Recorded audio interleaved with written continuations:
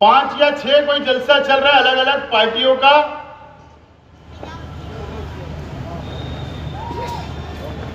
लेकिन खास बात यह है कि सब सुबह बच्चाओं की हिमायत में जलसा ले रहे हैं। और कल का दिन,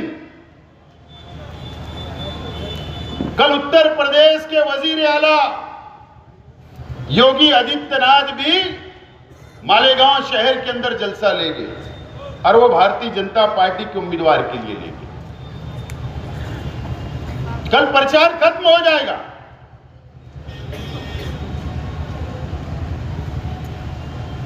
ये देश का इलेक्शन, ये मुल्क का इलेक्शन, ये कोई कारपोरेशन की जैसा वर्कर लगाने का इलेक्शन नहीं है। ये असेंबली का इलेक्शन नहीं है कि गली गलियों के अंदर अदारे कल्बे नौजवान ग्रुप बनाकर इलेक्शन लड़ते। ये वो इलेक्शन नहीं है। ये इलेक्शन इस मुल्क की मुस्तकबिल का, संविधान को बचाने का। एक तरफ इंडिया अलायंस है जो कांग्रेस पार्टी के नेतृत्व में, क़यादत में इलेक्शन लड़ रहे हैं अलग अलग पार्टियां मिलकर, और दूसरी तरफ भारतीय जनता पार्टी एनडीए के नाम से इलेक्शन लड़ रही है।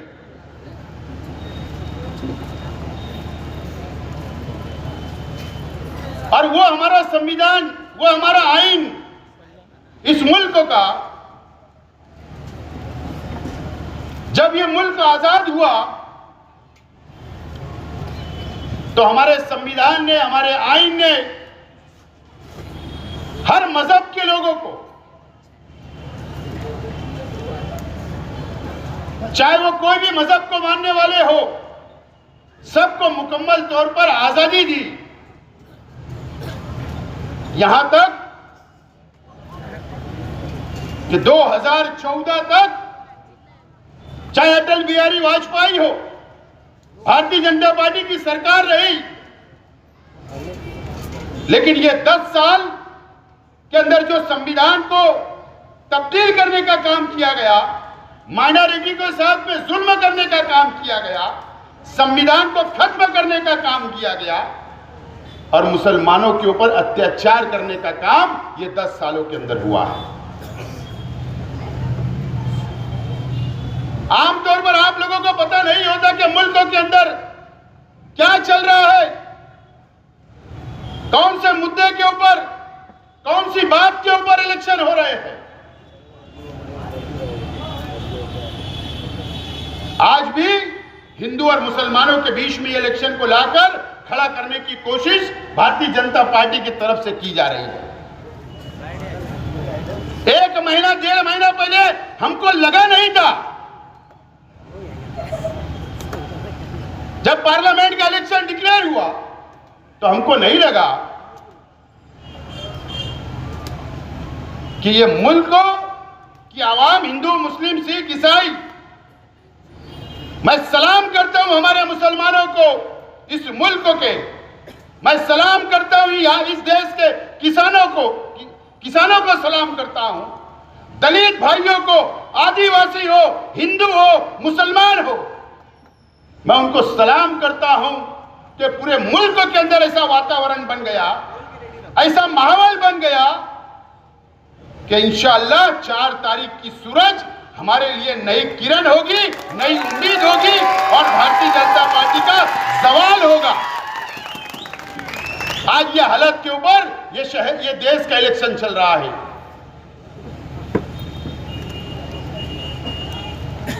ये महाराष्ट्र के अंदर बहुत मशहूर है।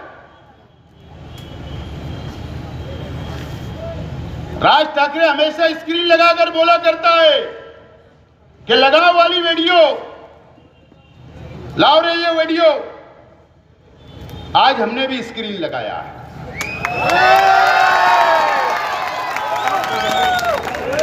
लेकिन आज कोई मालेगांव शहर स्क्रीन लगती है, दगड़ू ऑयल मिल के अंदर मैंने स्क्रीन लगाया तो हमारे शहर के कई मुकामी लीडरान के पसीने छूट गए थे। कई लोगों का बैलेंसिंग, दिमागी बैलेंस बिगड़ गया था। रात भर नींद नहीं आ रही थी कि मेरी वीडियो तो नहीं बता देंगे, लेकिन उस रोज मैंने नजरअंदाज किया और आज भी कर रहा हूं, क्योंकि मुझे पता है अंधेरे में कोई ना कोई खड़ा होगा कि हमारी तो नहीं बताता। लेकिन आज वो इलेक्शन नहीं है, मटेरियल तो बहुत है। पार्लियामेंट हो जाने दो, घोड़ा मैदान सामने है, मंच हमारे भी लगेंगे, मैदान में हम भी आएंगे और किसी कौन रंगीन मिजाज का है और कौन से मिजाज का है ये शेख आसिफ तुमको बताएगा। लेकिन आज वो नहीं है। आज ये देश का इलेक्शन है, मुसलमानों के मुस्तकबिल का इलेक्शन है, इस देश के किसानों का मुस्तकबिल का इलेक्शन है।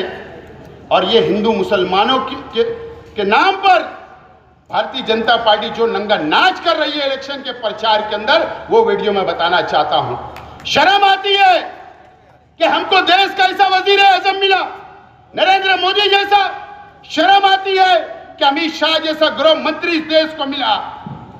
शर्म आती है कि इस देश के ऐसे नेताओं से जो हिंदू और मुसलमानों को लड़ाने का काम करते हैं। मैं चाहता हूं कि पहली वीडियो स्टार्ट करें। शुरू करें। खामोशी से सुनो भाई।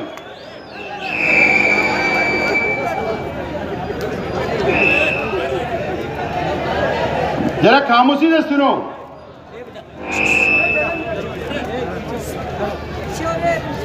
आवाज नहीं आ रही भैया। देश की संपत्ति पर पहला अधिकार। रिवर्ट कर। जीवन के सपनों से जुड़ा हुआ है। तुम उसे छीनने की बात कर रहे हो अपने मैनिफेस्टो में। गोल ले लेंगे, सबको वितरित कर देंगे। और पहले जब उनकी सरकार थी उन्होंने कहा था कि देश की संपत्ति पर पहला अधिकार मुसलमानों का है। इसका मतलब भाई अच्छा आदमी वहां देखो आता ना, जरा साफ करना। फिर से लगा। और ये आधा घंटा टाइम है, टेंशन मत ले तू।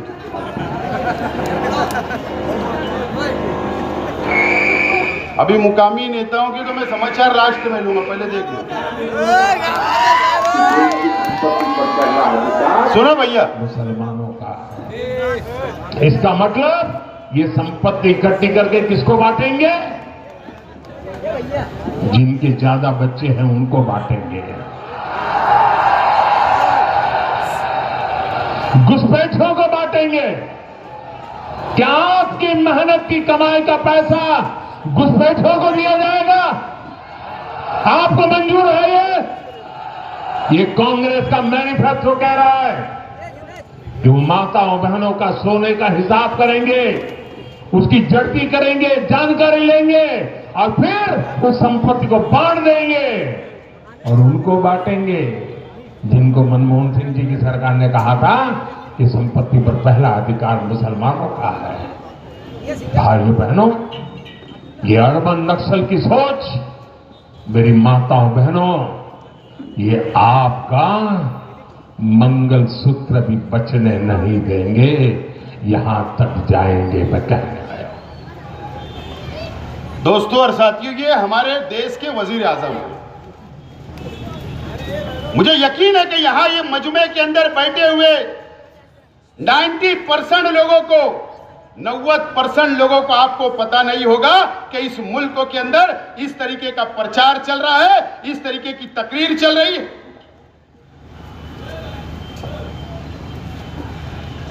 वजीर आजम को ऐसी बातें बोलना चाहिए क्या? हिंदू और मुसलमानों की बात, क्या कांग्रेस पार्टी ने ऐसा मैनिफेस्टो लाया कि अगर कांग्रेस की सरकार, इंडिया आघाड़ी की सरकार आ जाएगी तो बोले हर घर का बोले सर्वे कराया जाएगा, सोने का सर्वे होगा कि कौन सी बहन के पास, कौन सी मां के पास कितना सोना है, और वो छीनकर बोले मुसलमानों को बांट दिया जाएगा, और यहां तक कहा गया कि मंगलसूत्र भी हमारी हिंदू बहनों का छीनकर मुसलमानों को बांट दिया जाएगा।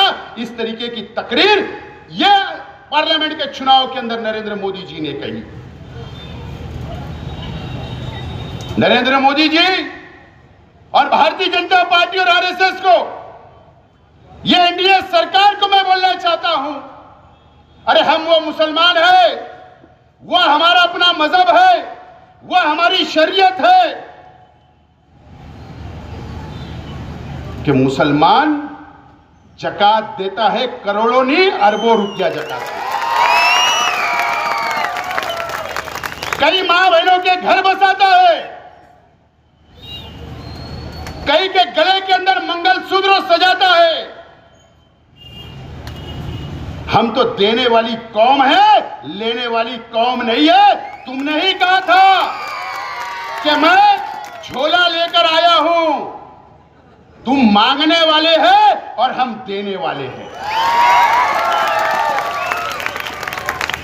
आपने अपनी पत्नी को तो नहीं संभाला, एक मंगलसूत्र नहीं संभाला, तुम क्या बात करोगे कि मुसलमान को क्या मंगलसूत्र की जरूरत है? यह राजकारण इस देश के अंदर चल रहा है और हम आज भी बेदार नहीं है। आज भी हम बेदार नहीं है कि ये इलेक्शन क्या है। इस मुल्क के अंदर इस तरीके का इलेक्शन, इस तरीके का प्रचार चल रहा है।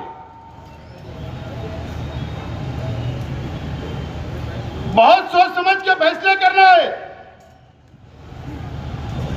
अगर हमसे जरा सी भी गलती हो गई तो याद रखना, संविधान जब खत्म हो जाएगा तो हो सकता है कि ये भाजपा आरएसएस हमारा वोट का अधिकार छीन ले। आप ऐसा समझ के जाइए पोलिंग बूथ के ऊपर कि हमारी ये आखिरी वोट है और आखिरी वोट इतनी ताकत से हम डालेंगे इस देश के अंदर कि नरेंद्र मोदी जी आप 4 तारीख के बाद वजीर आजम नहीं रहेंगे और झोला लेकर आप फिर वो गुफा के अंदर, जहां आपने केदारनाथ जाने का बोला था, आपको 5 जून को केदारनाथ जाना पड़ेगा। दूसरी वीडियो लगा। हमारे देश की संसद ने अभी नागरिकता कानून से जुड़ा एक महत्वपूर्ण बदलाव किया, लेकिन ये कांग्रेस वाले और उसके साथी क्या कर रहे हैं? हो हल्ला मचा रहे हैं, तूफान खड़ा कर रहे हैं और उनकी बात चलती नहीं है तो आगजनी फैला रहे हैं।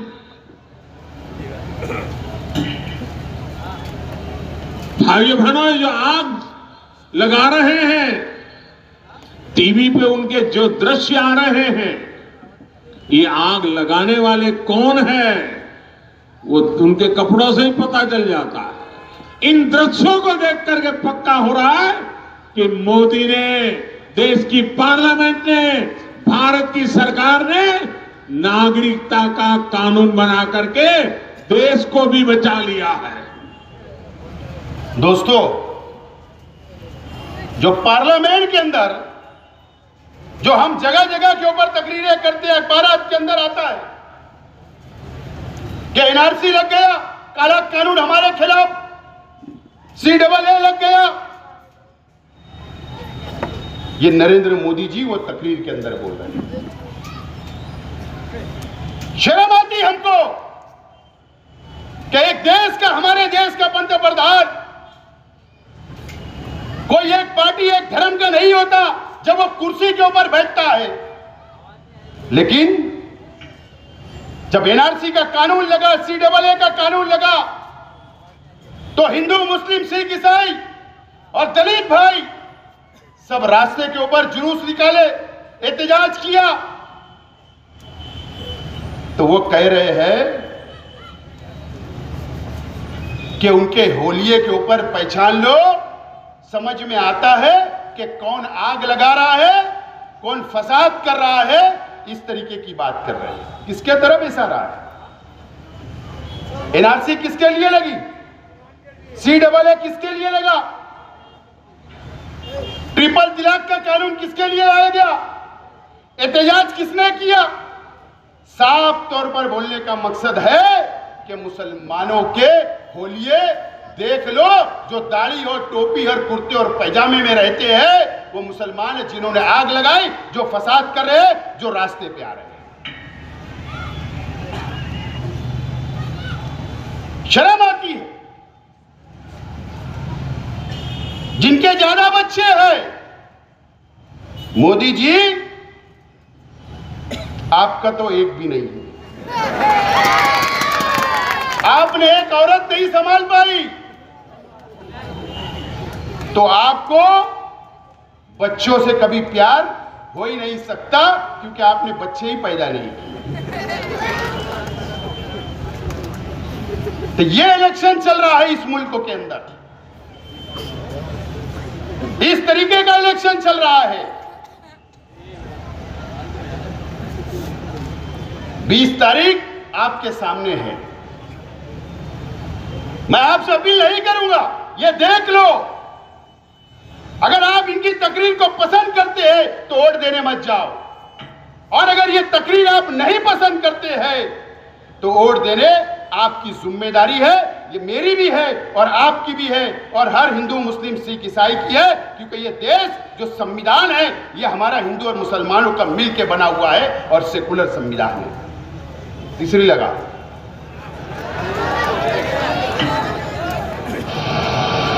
उद्धव ठाकरेंच्या शिवसेनेला मतदान करा।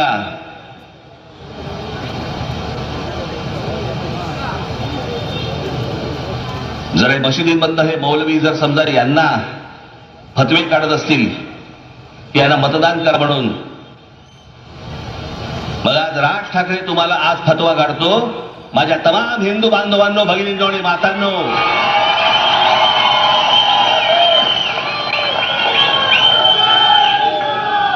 मुरलीधर मोहोळ असतील, भारतीय जनता पक्षाचे काही अजून इतर कुठचे शिंदेचे, अजित पवारांचे जे उमेदवार असतील त्याला भरघोस मताने मतदान करा। ही जी अनेक लोकांची जी चळवळ चालू आहे ना, चळवळ काँग्रेसला मतदान करण्याच्या दृष्टिकोनातनं, हे कशासाठी? कारण गेल्या 10 वर्षामध्ये तोंड वरती नाही काढता आलंय ना।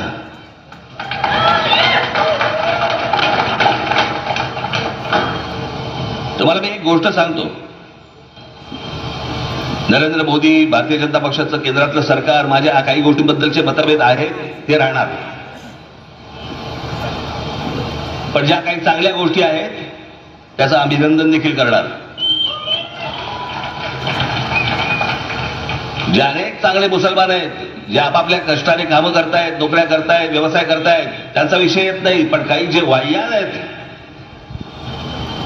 ज्यांना इथे सगळा धुमाकूळ घालायचा, धार्मिक धुमाकूळ, ज्यांना गेले 10 वर्षामध्ये डोकं वरती नाही काढता आलंय,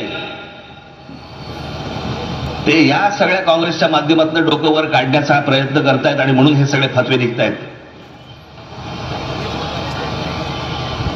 उद्या जर परत यांच्या हातामध्ये जर काही गोष्टी गेल्या चुकून, पुण्या रस्त्यावरती फिरणं परत हे कठीण करून ठेवतील। मला अजूनही आठवते तो सगळा 80-90चा सगळा काळ, काय काय चालू होता, याचे उन्माद सुरू होते, उन्माद। बड़ी ये राज ठाकरे, ये 4 दिन पहले पूना के अंदर भारतीय जनता पार्टी के उम्मीदवार के लिए वोट मांगने के लिए जलसा हुआ था। कई लोगों को मराठी समझी होगी, कई लोगों को मराठी नहीं समझी।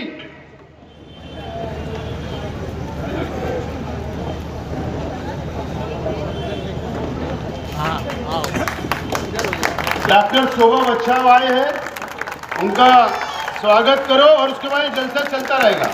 मैडम आप परिचय कर लो, मेरे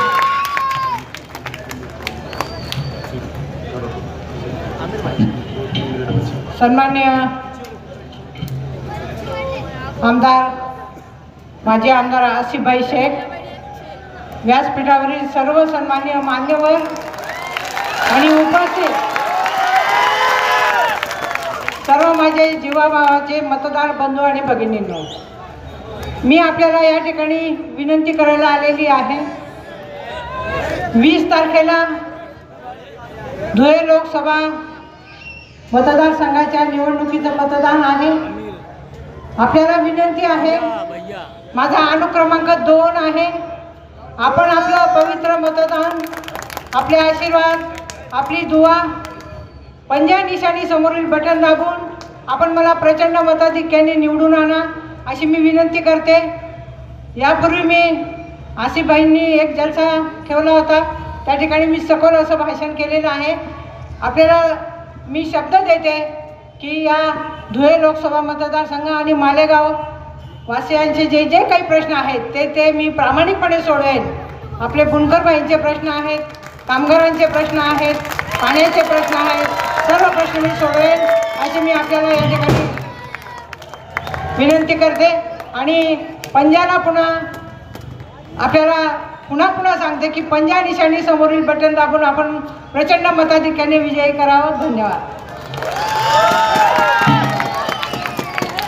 मैडम को और दूसरी तरफ जाना है.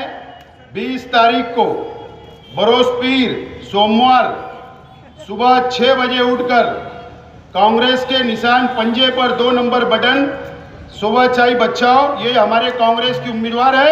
हम सबको मिलकर लाखों की तादाद में वोट देकर कामयाब करें.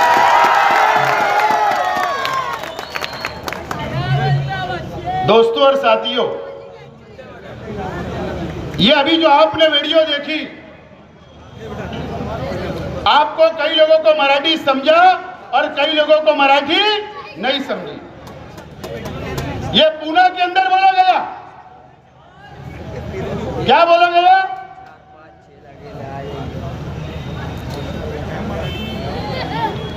कि ये पार्लियामेंट के इलेक्शन के अंदर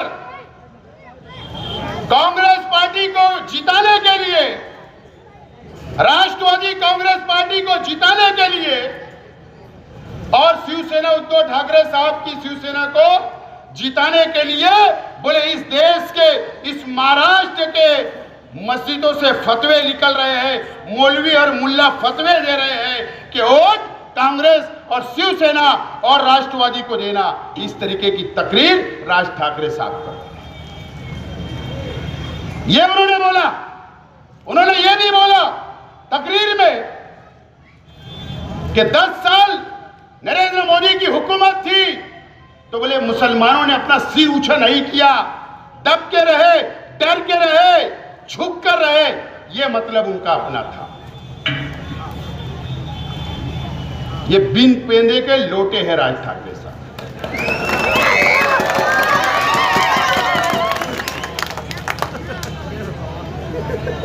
पिछले इलेक्शन के अंदर ये नरेंद्र मोदी को गालियां दे रहे थे और ये बोल रहे थे कि महाराष्ट्र के अंदर नरेंद्र मोदी, अमित शाह को मैं कदम रखने नहीं दूंगा, और आज उनके तलवे चाटने का काम कर रहे हैं. मुझे बताओ, मेरा सवाल है,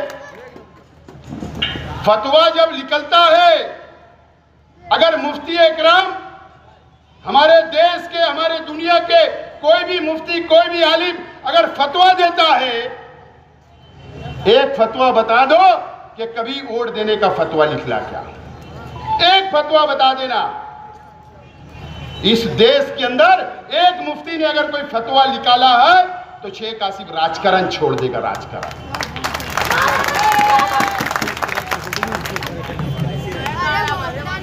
मुझे बताओ, क्या हमारे मुफ्ती, इस मुल्क के मुफ्ती, उलमा, ये कैंडिडेट कौन मुसलमान थी क्या? सुबह बचाओ, उनका धर्म हिंदू है, मराठा है. महाराष्ट्र के अंदर 48 सीटें महाविकास आघाड़ी की लड़ रही है. 48 लोग हिंदू हैं. एक मुफ्ती का फतवा हिंदू भाई के वोट देने के लिए क्यों निकलेगा? लेकिन हमारे मसाजिद को बदनाम करना, हमारे उलमाओं को बदनाम करना, हमारे मुसलमानों को बदनाम करना और हमारे नाम पर सियासी दुकान चमकाना और वोट मांगना हमारे हिंदू भाइयों से आज अल्लाह का करम है कि हिंदू भाई भी समझदार हो गया। अब इनके छचन में आने वाला नहीं है। मैं सलाम करता हूं किसान भाइयों को, मैं सलाम करता हूं हिंदू भाइयों को कि जो लहर चली इस महाराष्ट्र के अंदर, इनकी जमीन खसक चुकी है। ये राजकारण चल रहा है, इस तरीके की वोट इस मुल्क के अंदर और इस महाराष्ट्र के अंदर मांगी जा रही है। दोस्तों, ये मैं आज आपको बताने के लिए स्क्रीन लाया। चौथी,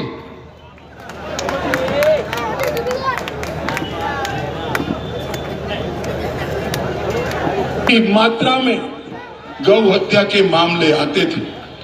मैं आपको विश्वास दिलाकर जाता हूं, मोदी जी को तीसरी बार प्रधानमंत्री बना दो, गौ हत्या करने वालों को उल्टा लटका कर सीधा करने का काम।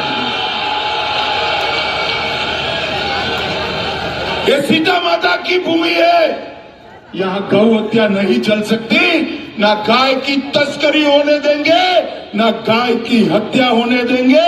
ये नरेंद्र मोदी का वादा है। दावा ये हमारे देश के गृह मंत्री है अमित शाह जी। इनकी जिम्मेदारी क्या है कि इस देश का लॉ एंड ऑर्डर, इस देश के अंदर अमन रहे, भाईचारा रहे, ये उनकी जिम्मेदारी है। इन्होंने बिहार के अंदर तकरीर की अभी इलेक्शन में, क्या बोल रहे हैं? हम इस बात के, इस देश का मुसलमान कभी भी गाय का कत्ल नहीं करता, ना कुर्बानी नहीं करता और ना हम गाय का गोश्त खाते हैं। हमारे उलमाओं को तो फतवा है कि मत खाइए। हमारे उलमाओं ने तो कहा कि गाय का एहतराम करना चाहिए, उसका गोश्त तो नहीं खाना चाहिए। लेकिन वो क्या बोल रहा है शख्स कि तीसरी गेम नरेंद्र मोदी को वजीर आजम बना दो, जो गौ हत्या करेगा उसको उल्टा लटकाकर सीधा कर दिया जाएगा। ये देश के गृह मंत्री को ऐसी भाषा शोभा देती? उल्टा लटकाना मतलब क्या? ये गौ रक्षा वाले या फिरका परस्त तंजीमों को बढ़ावा देने का काम कर रहे हैं। इस देश के अंदर क्या फिर 1 लाख का कत्ल करना चाहते हो? 1 लाख अहमद का कत्ल हुआ इनकी हुकूमत के वक्त, क्या फिर किसी का कत्ल कराना चाहते हो? क्या फिर कोई मॉब लिंचिंग कराना चाहते हो? पहलू खान का कत्ल हुआ राजस्थान में, क्या फिर कोई तीसरा पहलू खान बताना चाहते हो? हमारे शहर में कई हुए, यहां पर कुरैश बिरादरी के बहुत लोग हो गए। जब ये लोग भी आवाज देते तो हम खड़े रहते। याद रखना, मैं आप लोगों से बोलना चाहता हूं कि अगर इनकी हुकूमत आ गई तो ये 10 साल के अंदर जितना हम पर जुल्म किया गया उससे कई ज्यादा जुल्म हमको सहना पड़ेगा। याद रखना मेरी बात। 5वीं लगाओ। अब हमारे शहर के नेता की है, बताओ भी दावा। बोला छत्रपति शिवाजी महाराज की। दिल्ली पर्यंत बोला छत्रपति शिवाजी महाराज की। जय शिवाजी, भारत माता की जय श्री राम। ही आपल्या देशाचं भवितव्य घडवणारी निवडणूक आहे। आपण जर बघितलं असेल आतापर्यंत ज्या ज्या ठिकाणी मतदान संपन्न झालं त्या त्या ठिकाणी विशिष्ट लोक मोठ्या संख्येने मतदानाला बाहेर पडतायत आणि या गोष्टीची खबरदारी तुम्हाला सगळ्यांना घ्यावी लागणार आहे. तुम्हाला सुद्धा मोठ्या संख्येने मतदानाला त्या ठिकाणी उतरावं लागणार आहे आणि मोदी साहेबांचे हात आपल्याला बळकट करायचे. ये कौन है, पहचानते हैं क्या? कौन है? हमारे बाह्य मतदार संघ के एमएलए दादा भूसे साहब हमारे जिले के पालक मंत्री महोदय है. हमारी कोई जाति दुश्मनी नहीं है, ना दादा भूसे से, ना नरेंद्र मोदी जी से, ना अमित शाह जी से, ना किसी से. हमारी विचार की और सोच की लड़ाई है हमारी. उनकी सोच हमको पसंद नहीं है और हो सकता हमारी सोच उनको पसंद नहीं है, लेकिन उन्होंने ये 2 दिन पहले की वीडियो है. 2 दिन पहले पिप्पलगांव जब नासिक जाओ तो पिप्पलगांव टोल लगता, जो पिप्पलगांव बसवंत है वहां पर परसों के दिन जलसा हुआ. नरेंद्र मोदी जी भी थे और यूटी के अंदर यूटी आघाड़ी के सब लीडर थे. क्या बोले दादा भूसे साहब ने? ठीक है, वो नारे वगैरह लगाए, वो उनका अपना मसला है, उस पर मुझे कुछ नहीं बोलना. क्या बोला उन्होंने? एक विशिष्ट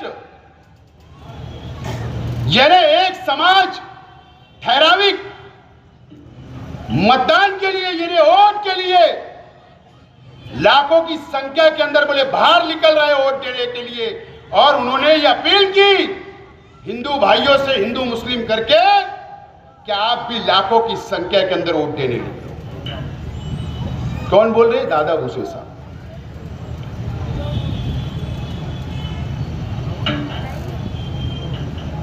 दादा भूसे साहब,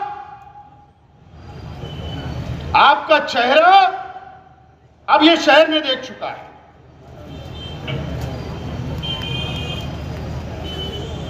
आप दयाना और रमजानपुरे में जाते बहुत हमदर्दी बताते हैं.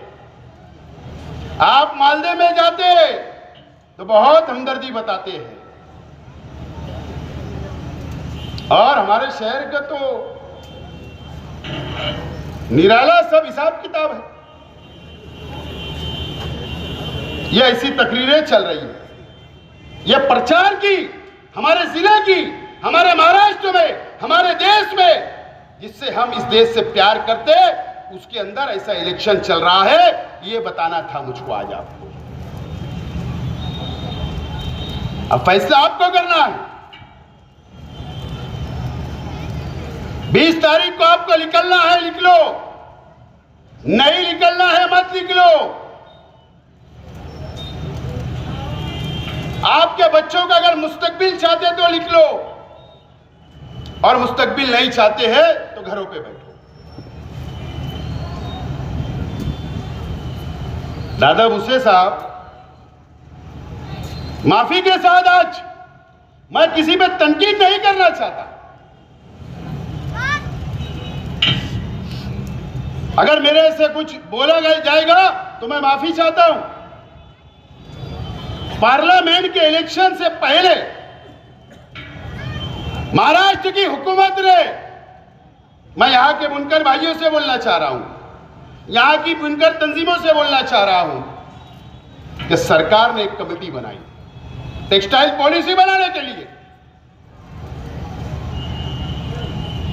टेक्सटाइल पॉलिसी बनाने के लिए वो कमेटी क्यों बनी थी पता है आपको? मैं बोलना नहीं चाहता था इस मामले में, लेकिन बोल रहा हूं कि दादा भूसे साहब के लड़के को पार्लियामेंट का इलेक्शन लड़ना था और मुसलमानों की वोट की जरूरत थी और आपसे वोट मांगने आने वाले थे, इसके लिए बनी थी. लोटस हाउस के अंदर शहर के एमएलए के साथ कई तंजीमें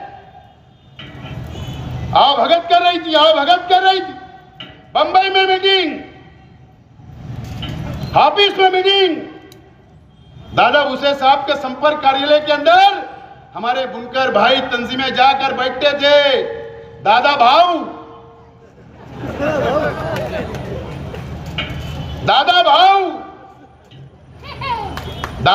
है तो बोले आप पूरे टेक्सटाइल के अंदर नए लूम के लिए फंड, बिजली के अंदर सब्सिडी मिलेगी, यार्न में सब्सिडी मिलेगी, पावर का रेट कम हो जाएगा, जैसा मसीहा बनकर हमारे ही लोग पेश कर रहे थे। लो ये चुम्बा ले लो जाकर।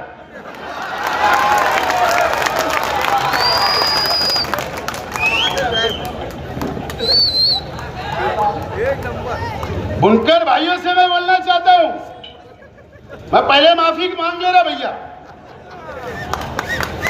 और माफी मांगने में कोई छोटा उटा होता नहीं, शेख रशीद साहब ने सिखा के।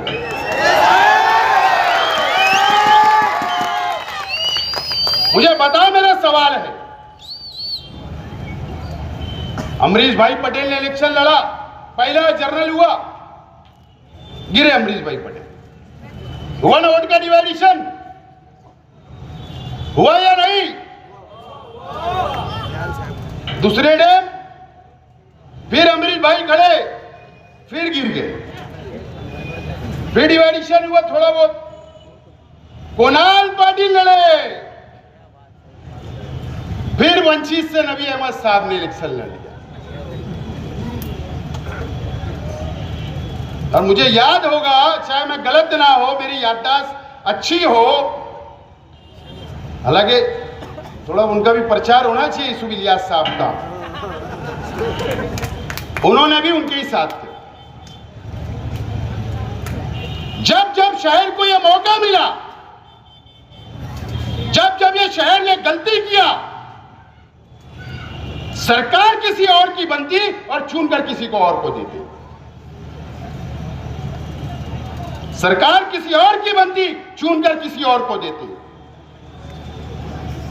9 में कांग्रेस की सरकार आई, मुफ्ती साहब को चुन के दे दिए, क्या फायदा हुआ मुझे बता दीजिए आप। मैं ठीक है, इलेक्शन हो गया गया, हार जीत लगी रहती है, ये मानने वाले बहुत बड़ा कलेजा है, कोई बात नहीं। 14 में मैं आया तो बहुत कोशिश किया, बहुत लड़ा, लेकिन बदकिस्मती थी कि सरकार हमारी नहीं थी। 19 में मैं लड़ा, फिर मुफ्ती साहब को दे दिए, कांग्रेस की सरकार आई। ये शहर का टेक्सटाइल, ये शहर का पावरलूम, तुम जिसके भरोसे पे चाहते हो कि ये टेक्सटाइल आगे बढ़े, सहूलत मिले, तो अगर गलत फैसले लेते रहोगे तो कभी फायदा नहीं होगा। ये वो दादा भूसे साहब है, अपना मुफाद था तो आपके साथ, आपके पास आ रहे थे, बाजू में बैठा रहे थे, अखबारात के अंदर हेडिंग, वहां से वीडियो, क्या चैनल वालों को बंबई साथ में, मंत्रालय में साथ में, गाड़ी से उतर रहे तो फोटो वीडियो, होटल में खा रहे तो वीडियो, अजीब काम। ये मुफाद था। अब बताओ उनका चेहरा बेनकाब हुआ कि नहीं? विशेष समाज मतलब क्या? यानी मुसलमान बाहर निकल रहा, बोले ऑटो के लिए, तुम भी लिख लो। ये जुमला इस शहर के लिए, हिंदू मुस्लिम एकता के लिए घातक जुमला है, और एक पालक मंत्री को इस तरीके का जुमला का इस्तेमाल नहीं करना चाहिए था। जिम्मेदार व्यक्ति है। ये इलेक्शन चल रहा है इस देश का, इस महाराष्ट्र का और ये शहर का, ये इलेक्शन चल रहा है। मैंने पूरी 5 वीडियो के अंदर आपको दूध का दूध और पानी का पानी करके बता दिया।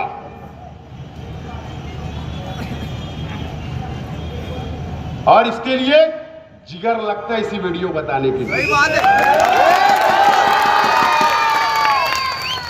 मर्दानगी लगती। ऐसी वीडियो कांग्रेस के बड़े लीडरान भी नहीं बताते,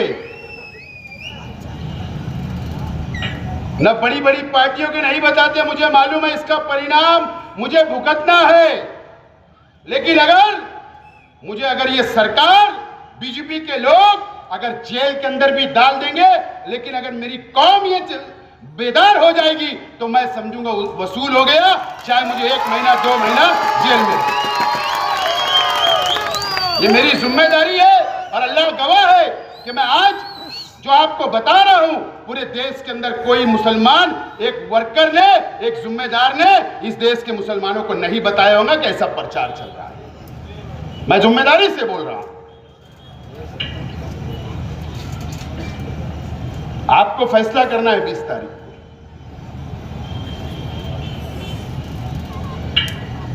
शहर के एमएलए साहब का मैं बहुत एहतराम करता हूं। 2 दिन पहले जलसा हुआ,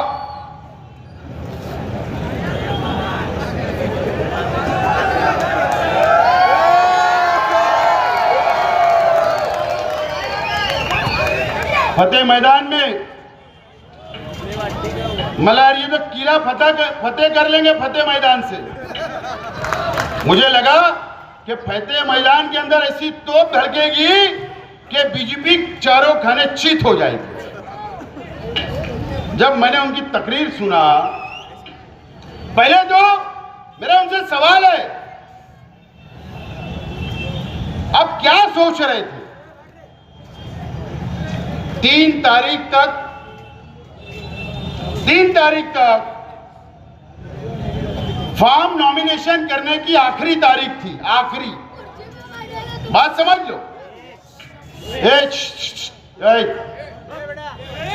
आराम से बैठो, केस मेरे पे बनने वाला है, तुम्हारे भी। 3 तारीख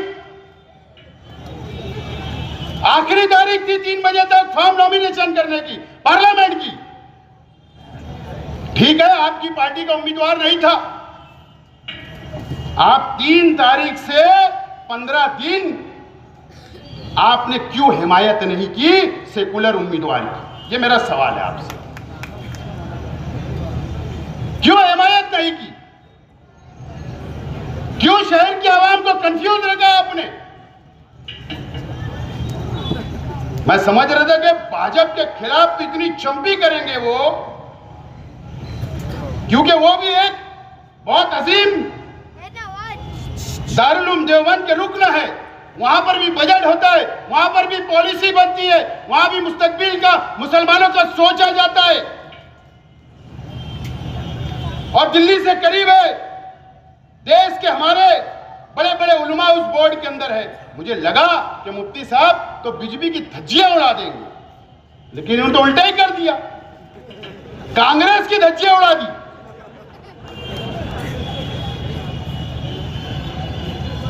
लेकिन मैं भी एक बात बोलना चाहता हूं आज कि कांग्रेस पार्टी को भी ये 10 साल के अंदर ये बात तो समझ गई और नरेंद्र मोदी को भी ये बात समझ गई। कांग्रेस को अब समझ रहा है कि मुसलमान जब इत्तेहाद के साथ किसी के पीछे खड़े रहता है तो तानाशाह को भी झुकना पड़ता है। ये मुसलमानों ने बता दिया और कांग्रेस को भी यह समझ में आ गया 10 साल के अंदर कि जितनी बेवफाई हमारे साथ की गई, तो आज अब तुम्हारे साथ खड़े हैं तो आज तुम ताकत में दिख रहे हैं। दोनों को हमारा एहसास हो गया। मैं सलाम करता हूं मुल्क के मुसलमानों को, सलाम करता हूं। लेकिन मुफ्ती साहब ने तो जो चंपी की कांग्रेस ठीक है, उनकी गलतियां हुई होगी, लेकिन आज वक्त नहीं था। आप सीधा बोलते कि शोभा बचाओ और पंजा निशान को वोट दो, जैसा मैं मर्द के मर्दानगी वाली बात कर रहा हूं, वोट मांग रहा हूं ना। मुझे मालूम है असेंबली में कल क्या होगा, होने दो। लेकिन आज मेरे कौम का सवाल है, आज मेरे देश के मुस्तकबिल का सवाल है, आज ये संविधान का सवाल है। उसके लिए कुर्बानी का जज्बा होना चाहिए। आपने अभी तक पंजे की वोट नहीं मांगी, अरे बेदार कर दो। इलेक्शन हम लड़ते रहेंगे। और मुझे तो बहुत बोलना है। ये जो 15 दिन का वक्त गया, आगरा रोड का एक उनकी पार्टी का आदमी मेरी मालूमात के हिसाब से उनके पास गया, बोले हजरत, बोले मैं पार्लियामेंट की उम्मीदवारी करने वाला हूं, आप मुझे टिकट दिलाओ, मैं आपको पार्टी फंड दूंगा।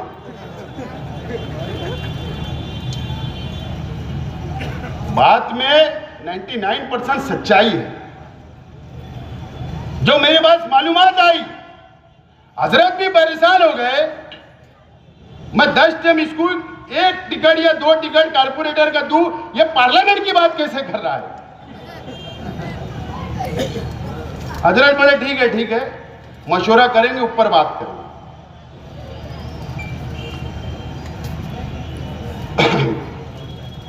फिर दूसरे ने भी तैयारी शुरू कर दी, इधर पीछे वालों ने लाली पाउडर लगा के आजकल जलसे में पहुंच जा रहे। जलसे से 1 घंटा पहले मेकअप होता,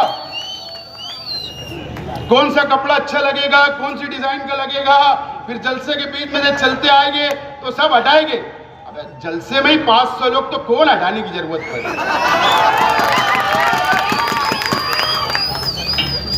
बहुत झगड़े चल रहे थे इनके, हजरत के और उनके बहुत।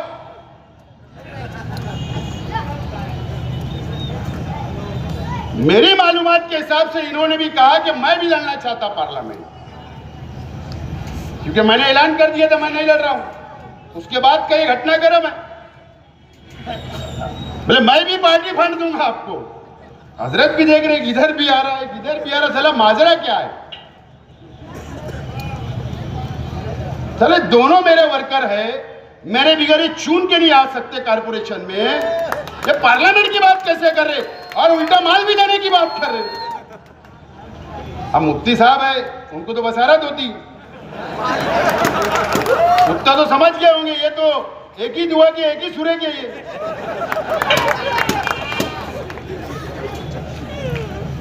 तो ये खुद रेस में लग गए मेरी माल।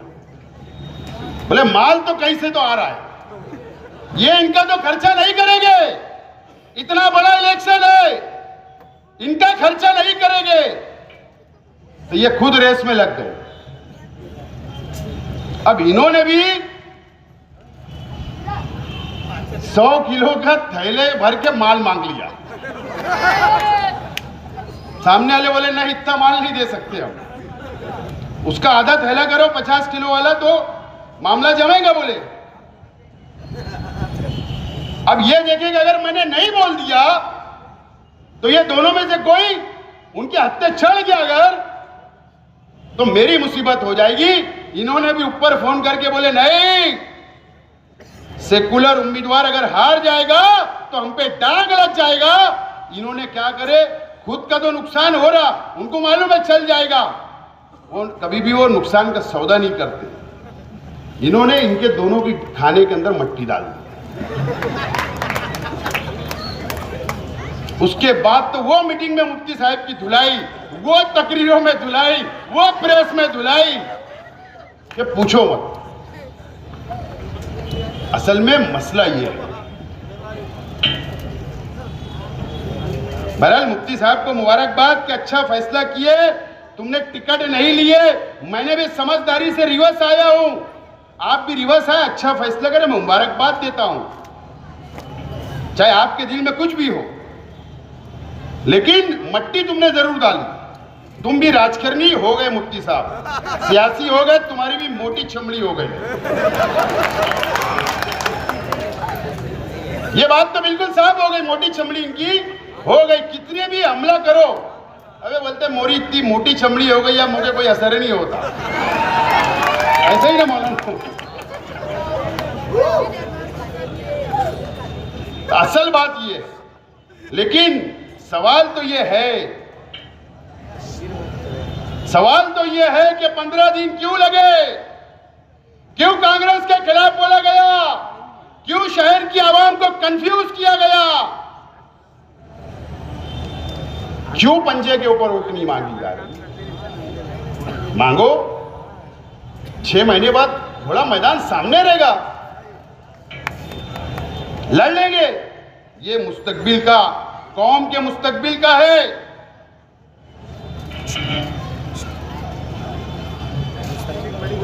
मुझे उम्मीद है कि मुफ्ती साहब आज के जलसे में वोट मांगे होंगे,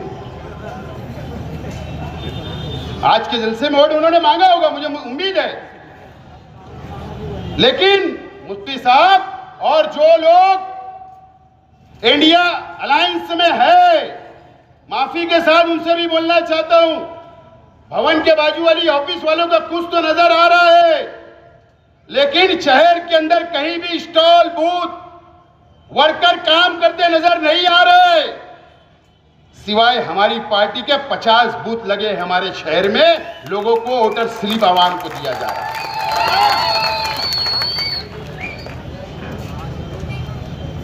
बचे कल शनिचर इतवार 2 दिन है, सब इख्तिलाफ भूल जाओ, निकल पड़ो और बता दो भारतीय जनता पार्टी को कि अब तुम 4 तारीख को सत्ता में नहीं रहेगी, बता दो। दोस्तों और साथियों, एक अजीब बात आज मुझे मालूम पड़ी, जो लोग सिंबल नहीं लगा रहे, जो लोग वोट का पंजे को नहीं मांग रहे, लेकिन हिमायत कर रहे, अरे अफसोस कि मेरे को एक शख्स ने आके बताया, उसमें मुफ्ती साहब नहीं है। साहब सबका है, किस पे इल्जाम लगाना? छोटे छोटे लोग 2-2, 3-3 वार्ड वाले, 5-5 वार्ड वाले, आगरा रोड के भी लोग नहीं है। अरे ऐसे लोग आज भी भारतीय जनता पार्टी को बोल रहे, आज भी जिम्मेदार आदमी ने मुझे बताया, वो जरूर हिंदू भाई है, बीजेपी वाला है, हमारे ताल्लुकात है, माचकोड़ में गया था, वो वहां मिलकर बोल रहा है कि यार कैसे लोग हैं, बोले वोट परसेंटेज के लिए हमारी मीटिंग करा दो, हमारी डीलिंग करा दो, हम वोट परसेंटेज कम कर देंगे। और बोले इलेक्शन के बाद 50-50 करोड़ का विकास निधि फंड दिला देना। अजीब बात है, यह कौम किस चौराहे के ऊपर खड़ी है, किस मुसीबत में खड़ी है, अभी भी अपना जाति मुफाद, असल में तरबियत जैसी होती है ना, जैसा सिखाया जाता है ना, वैसे ही बच्चा सीखता है और वैसे ही किया जा रहा है। ये कौम को बेचने का सौदा आज तक किया जा रहा है। और कई वार्ड के अंदर जहां हमारे कारपोरेटर नहीं है, हम वहां भी बूथ लगा रहे, तो वो क्या बोल रहे, जो माल आएगा वो छल लेंगे, कर लेना, बोले वो राष्ट्रवादी के लोग करेंगे। अबे हम तो करेंगे। ये शहर के अंदर चल रहा है, इसलिए आज ये केस बनेगा चलेगा, कल जेल जाऊंगा चलेगा, लेकिन आज मुझे साफ साफ बात ये शहर की आवाम से करनी है।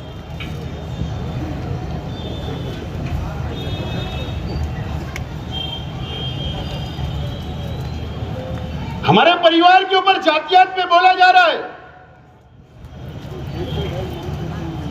लेकिन मुझे कई वर्करों ने बोले साहब जवाब ववाब मत दो। कैसे लोगों का जवाब देना यार, हमने कैसे लोगों ने हमसे सवाल करना। ये रहमानी मस्जिद के इमाम साहब सवाल करेंगे तो मैं जवाब भी दे दूंगा, मस्जिद में बैठ के हमारे परिवार पे इल्जाम लगाने वालों को। ऐसे लोग, उनका किरदार शहर को मालूम है, लेकिन आज वो ये मंच नहीं है मैं किस पे तनकीद करूं, बहरहाल आइंदा करूंगा। तो दोस्तों 20 तारीख को डॉक्टर शोभा बच्चन का पंजा निशान के ऊपर 2 नंबर बटन दबाकर तारीख लिख दो और घरों से निकलकर वोट दो और सामने वाले की जमानत जब्त तो कर दो। मैं आज आपसे उम्मीद के साथ बोलता हूं कि हिंदू, दलित, सिख, ईसाई, किसान, वो जो भाईचारा आज बने थे, कल सटाने में जाकर देखा, मैंने पूछा वहां भी पोजीशन अच्छी है। धुलिया के हिंदू भाई, सिंधखेड़ा के हो, मालेगांव तालुके के हो, सब तरफ से वोट मिल रही है। अब देखो कल एक बाबा आ रहे शहर में, अब वो कल क्या जहर उगलते, उनका काम ही जहर उगलना है। बहरहाल कल के वो कोई कुछ बोला जाएगा शहर के लिए, लोगों के ऊपर, हमारे कौम के ऊपर, तो उसका जवाब देंगे। बहरहाल आप लोग 20 तारीख को निकलोगे ना, किसी की परवाह नहीं करते हुए, रिक्शा का इंतजार नहीं करते हुए आपको निकलना है और वोट देना है। और इंशाअल्लाह 4 तारीख का सूरज हमारे मुस्तकबिल के लिए होगा। बहुत बहुत शुक्रिया। खुदा हाफिज।